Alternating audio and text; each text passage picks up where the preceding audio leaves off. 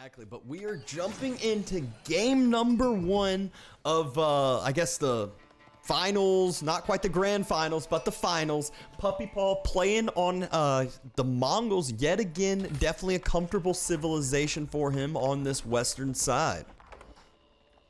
And on the east side of the map, we have ZertoN with a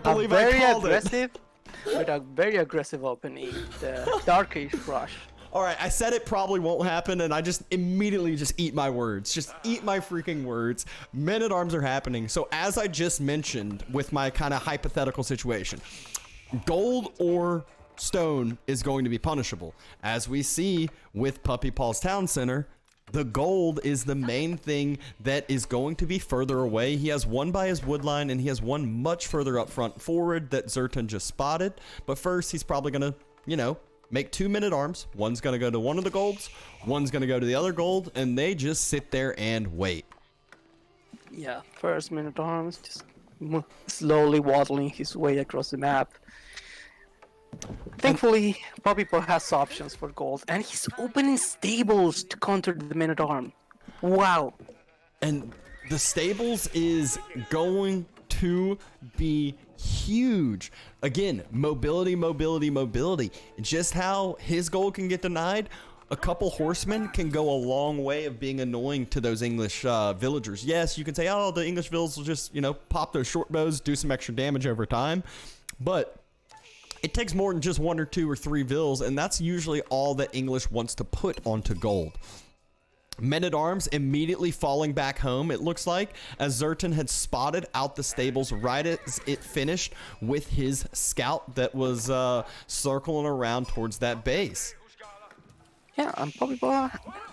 Oh, there are the first couple of horsemen coming out. Yeah, the thing is, horsemen trade fairly equally against men-at-arms. 1, 2, 3. In Dark Age and Feudal Age. So this is a very good opening for Puppypaw to secure his own gold. Not to mention 3 men-at-arms. Wow, big investment. Yeah, that's what I was about to say. Usually we only see 2, but not to mention, you mentioned this in the game before where Puppy was playing Mongols. He's only spending 120 resources. We're seeing 120 a pop per men-at-arm because he doesn't have that double production ability.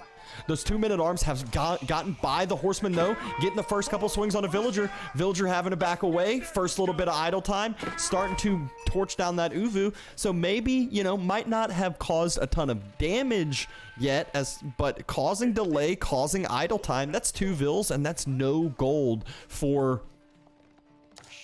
We're counting now, 15 seconds. It's going to continue climbing on up. Yeah, the thing is, I don't remember who said this. I'm pretty sure I watched it on Beastie's stream, but he was talking about the investment that these men-at-arms are in the Dark Age. You think, okay, yeah, they're 120 resources. It's a lot, but how big is that? And he was talking that each men-at-arms you produce in the Dark Age delays your feudal by 40 seconds each. So he's gonna have a very, very late feudal as English, even though he is delaying the gold from Puppypaw. Puppypaw is still likely to have a similar or faster feudal than ZertoN is, and with a much better eco distribution. Yeah, as you say that, I just I get what you're saying. I think the longer it goes, the less it matters, though, if that makes sense in the Dark Age, because you're having more villagers, which means more resources, and Council Hall already being dropped, and Puppypaw, next drop off of gold, will be able to have enough for the age up, and same thing with the food. So yeah, very, very similar age up timings, and 5 going on the Council Hall. The key benefit, though, the big differences here is horsemen,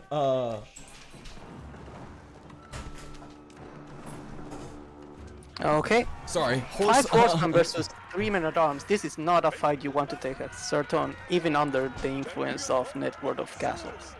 Yep, and the key here is, like I was about to say, is the men-at-arms and the horsemen. It's exactly what Puppypaw wants against not only these feudal age men-at-arms, but the Council Hall and the longbows that are about to be popping out.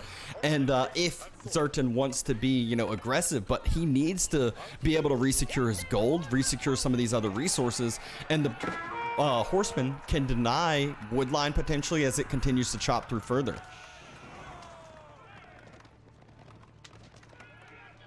Yeah, absolutely. Let's see. Oh, he's. Oh, that's okay. Frame lag. He's. Yeah, here he is, just slowly burning away that mining camp. He really wants that raid bounty, and ZertoN is doing the best that he can at denying it, but he cannot commit because those 5 horsemen would absolutely win that fight. And some extra damage coming off too. Villagers moving up. They're going to heal up the mining camp before raid bonus comes out. But he has to be careful with those villagers. Doesn't want to take the fight on either side, it seems like. And just Feudal Age is finished. First Spearman comes out, as that is one of English's massive downfalls of Dark Age, is they don't have the ability to produce Dark Age Spearmen. Yeah, but on the flip side, they get immediately hardened Spearmen, so they don't have to wait for that upgrade or spend the resources for that. And that one Spearman basically nullifies all of these horsemen plus the men at arms.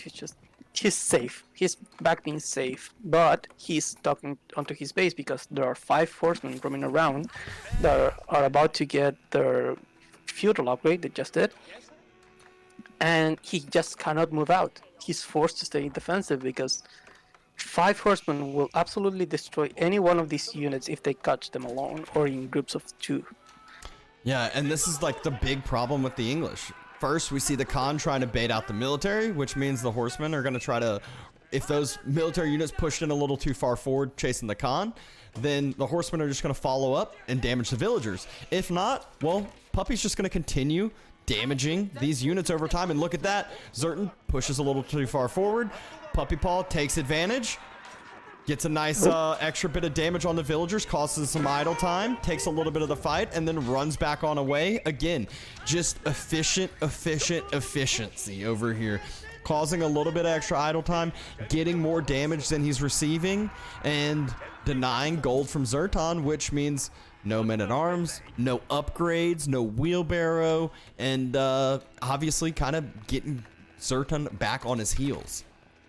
Yeah, this is not a good spot to be in as ZertoN. The good thing is he evolved the side, so he's not susceptible to flanks, but his gold is completely exposed. At this point, he maybe should look into moving into the back gold and walling between those 3 lines. But yeah, this is not a good spot because what can you do as ZertoN? You are nice brace. He's going to get both horsemen. Yeah, 2 horsemen going down is huge. As I mentioned earlier with the horsemen versus the English, it does become harder to dive English villagers. If there were more than 3 vills here and only 3 horsemen, you know, as they get closer, the English vills use their short bows, do a little bit of damage, and then they just walk back away a little bit, and all of a sudden, Puppypaw finds himself in the situation that he is doing to ZertoN, which is slowly damaging, you know, the units without really getting too much in return. Yeah, but now what has been Puppypaw doing on the back in the meantime? He's got his first couple of traders, again just 2, to get him to castle, and he has a decent sized military. Like, he has 7 archers and another horseman coming in. Just the archers are going to bully everything that ZertoN has back under his DC. Yep, not one single longbow has been made by the English player yet, and those archers, just how you said, they shred everything. Going ahead, focusing on the villagers first. First vill goes down. A spearman gets focused as well. So 1 spearman, 1 vill going down, and Puppypaw getting the first big eco damage long term of the game, other than idle time. ZertoN does have his first set of farms fully built, so really good food income that's going to be coming in for him. Puppypaw, with this aggression, he still has 2 pastures that he's already made around the Uvu for extra production, and is able to move out on the deer and be a little greedier because English isn't able to punish it. As I say that, we see horsemen from English, so we are going to see some mobile units out of the English. ZertoN just says, I am not dealing with it. I need mobility to be able to match this up and to deal with the archers. Yeah, but the problem is he's losing in the horsemen. No, he's even in the horseman count, but the problem is Puppypaw has archers and a lot of archers that just can provide so much cover fire for whatever ZertoN tries to throw at him. The good thing that ZertoN is doing, though, he's just harassing the trade. He knows that there is some trade going on. He doesn't know how many traders are out there, but we know it's just Puppy. He's just the two traders that already paid for themselves. But And Castle Age is on the way for Puppy. Again, going with the more conservative stepper out because he doesn't full boom into trade. He just goes two traders, get up to Castle. ZertoN, though, is not too far behind and building an outpost on that gold to prevent any sort of annoyance coming down on the gold. And he's going to have a really, really strong food economy behind this already as those farms get stronger once Castle Age hits. Yeah, absolutely. He has his food economy set up, ready to go. Or what happened? Two horsemen on the stepped redoubt, but the outpost comes up just in time, and two horsemen will not be enough to cause, I don't think, any damage. I mean, if the villagers turn around and just shoot them, these horsemen are dead. But he needs to just, yeah, there we go, one horseman down. Oh, and he does get a villager. He does get a villager, but he doesn't manage to prevent the age up, and he lost a horseman. This is not looking good for ZertoN. He needs to rush castle, which he's about to get enough resources. There The you big go. issue. Go ahead. Oh, they're gonna talk about the English, but first these two traders are going down, but they already did their job. They got him to castle. Now Puppy doesn't care about them anymore. Now, what I was about to say is the big issue with English. Yes, you get a free second TC. Well, free, quote unquote. But at the same time, you get a second TC. That means instead of needing to have 4 villagers and food in order to be able to produce villagers constantly, you need 8. So that means an entire set of farms is just dedicated to TC, and only 8 villagers are going to be on military production. Surprisingly enough, it's 8 unupgraded, but with English farms and Castle Age, I don't know the exact number, but I want to say it's more like 5. But even still, the longer this TC or the longer the Castle Age is going to be out, the more the villagers are going to villager count leads slowly going to build up. And if Puppy doesn't have a second TC behind this or doesn't start trade that actually returns its trade, then this might actually start benefiting the English because the English love late games. They love Imperial Age, so he wants to start extending this out past Castle. He does not want this to play out in Castle Age, though. Good, almost Spearman brace, but Puppypaw just too much micro, pulls back the spears right as the Spearman brace animation came through. Yeah, And in the meantime, raiding on he's the raiding background. them. Oh, he's going to clean up the front with thanks to those lancers, but in the meantime, he has his entire food eco idle because of those 5 horsemen. Yep. ZertoN with the Knights of his zone is going to be able to take the hit back onto Puppypaw's side of the map, but we'll see. Puppypaw is just looking to end this sort of quickly. He's getting his upgrades ready. I'm sure he will add the improved siege engineering next and start sieging the English base because he has all of his land marked forward, which can be a very big downfall. A few more pickups by ZertoN on the other side. He killed a trader and killed a villager as he was chasing the trader as well. But Puppypaw still being annoying on those English farms just with those few horsemen that were from the Dark Age still. And I think that horseman mass finally goes down, but the Khan spots out a few villagers at like 9, 12 health, and I'm sure that Puppypaw is going to go finish those up. As I say that, one of those gets picked off, and he's going to go try to do the same to the other, while diving in on the front side gold as well, denying more and more vills. Yeah, this is death by 1,000 cuts. Puppypaw is slowly picking ZertoN apart, just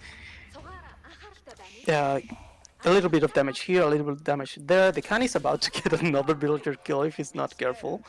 Just killing a full health villager. Oh, no, never mind, he's pulling it back to the TC, but still, he has 8 lancers ready to dive into the front, and ZertoN doesn't have anything for this. He has 4 knights of his own, but that's it. That's about it. Yeah, 4 knights and a single hardened spearman. It's like that. You know, it's not even including that the crossbows are on the other side, and, you know, trade is starting to go untouched if Puppypaw starts investing more into it. There is a single trader bringing back 191 every now and then, and that Khan is just so freaking annoying. It's about to take another villager out on the farms. We really need kill counter on units. That's something I really miss from other RTS. When you see just a single unit have like 15 kills, and that's like absolutely insane. Meanwhile, Puppypaw diving on the front, killing all the knights and the spearmen, and now wreaking havoc on the villagers. This is terrible. Oh, tons and tons more damage coming down. Gets a knight, gets another couple picks. Lancer's still alive and healthy. He did lose a villager build an outpost, but he took advantage of this because he saw ZertoN move out with his 4 knights, which is like the only military that ZertoN has. Look at this, Puppypaw patrolling because he saw the knights going out, and he's patrolling, and he's going to catch them now. It's not enough to take all of these down, but enough to deter them and send them back home. And do damage. I feel like that's one of the things that people always kind of fail to realize. Like, knights when they're full health are unreal. Knights when it's like this one green knight at 12 health, you're like, okay, I'm fine with that. I can pick it off whether a crossbow gets one shot on it, whether you get a knight charge on it. But, you know, it ends up adding up over time. And then all of a sudden, when it's this knight versus knight clash, well, your first charge took out 4 knights because of the health on the other side. Yeah, absolutely. ZertoN going into full wall mode. Oh, he needs to quick wall. ZertoN, quick wall. Oh no, the last Oh, he got manages to get it. Oh my gosh. But immediately being burnt down, and he chooses the piece that is not fully built, which means double damage is going in on that, and doesn't opt to run by it. Wants to make sure the Lancer Mass stays alive and doesn't get themselves into a spot that they can't get out of. But it was a fake out. He just like, okay, I'm gonna go away because you're going to pull off your army, but am I actually? He's waiting for the Vil to come right back. So he's waiting to know where ZertoN's army is, or for a villager to show up. And there it is. And it isn't able to get through again. ZertoN moving around with his 8 knights. He's looking for not only the trade, but also villager kills. There's, 12 Vils down here on the berries. Puppypaw gets spotted out with his Lancer Mass, takes the charge from the other side, loses a Lancer, and then those knights back right on away. Yeah, there are too many Lancers right now for ZertoN to take any fight. So he needs to get back into the safety of his own base, but Puppypaw knows he has the pressure onto ZertoN, and he has his first trebuchet out, starting to siege down. And the first raid bounty comes in. I wouldn't be too surprised now that Puppypaw has siege and knows he's about to start doing more damage to actual production. Wouldn't be surprised to see the raid bounty bonus come in, and you're gonna see this outpost creep continue to just get further and further and further up, which in conjunction with this outpost creep, it's also naturally going to eventually deny these wood lines. And English is all about their wood lines, has 3 massive forward wood lines that can all be denied, and it's going to be game over from there. Another outpost is going down, but the King's Palace is being focused, and that King's Palace is so squishy. Yeah, thankfully it's getting a buff next patch, getting and there's the health in line. ZertoN raiding the berry vills that I circled at earlier. There were 12 when I highlighted them earlier, and I see 4 escaping with their lives. 3, 2, only 2 escape with their lives into an outpost, but they're gonna get taken down. So ZertoN finds himself up 20. Yeah, that's 22.